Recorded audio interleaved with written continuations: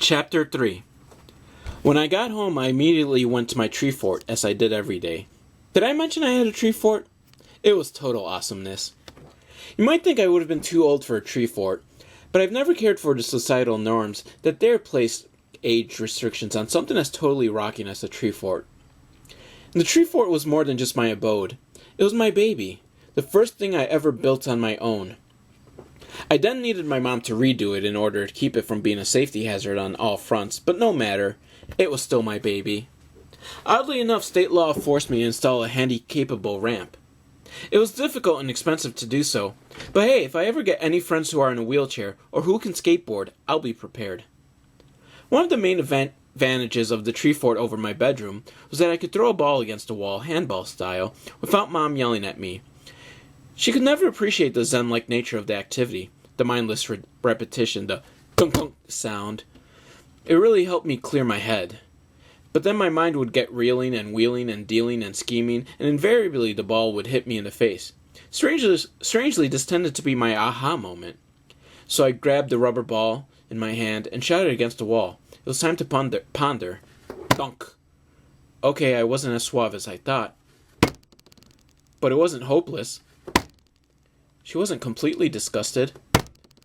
I needed a different approach to make her swoon. But how could I find out what makes girls swoon? I rubbed my nose as the ball hit me. No blood this time, but the answer had come to me. In order to find out what makes a girl swoon, I'd have to ask one.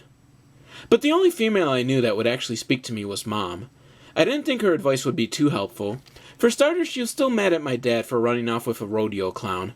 Still, I didn't have many options. "Mom," I said, all syrup and cake in hopes of catching her off guard. It didn't work. "How much money do you want?" "Why, dearest mother, what would make you think I reach out to you and seek a financial gain? 'Cause ever since you left elementary school, the only times you speak to me with articulate words as opposed to unintelligible grunts, it's because you want something, usually of the monetary variety." "Well, how about advice?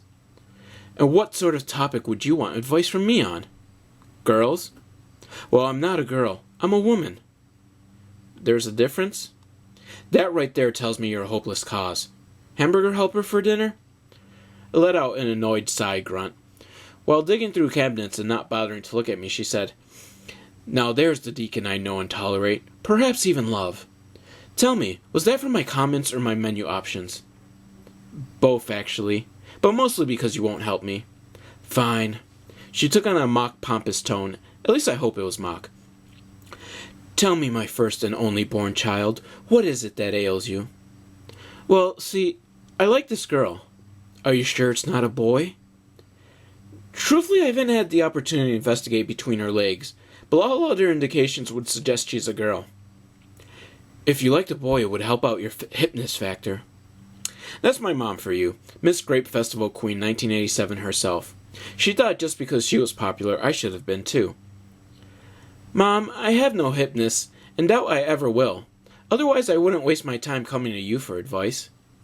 "Okay, so popularity and attractiveness are out. Have you tried serenading her?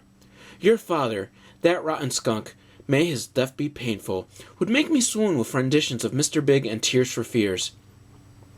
"That doesn't really work, does it? Seems so fabricated rom-com." "You exist, don't you?" "Touché. Look, it's not as complicated as you're making it out to be. To win someone over, simply do something to show them you're special." "So you're serving me tripe with my hamburger helper." "Watch it, mister."